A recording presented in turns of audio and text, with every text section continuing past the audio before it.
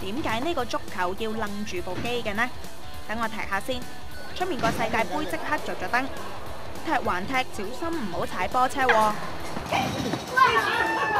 發明呢一部機嘅意大利發明家話：呢一部環保足球機係利用踢波嗰陣嘅動力轉化成為電力，咁就可以着燈㗎啦。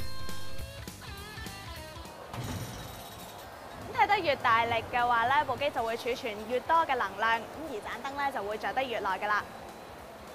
原理雖然好簡單，但係要製造出嚟就一啲都唔容易。Because when you kick a ball, the action it lasts only for a tenth of a second.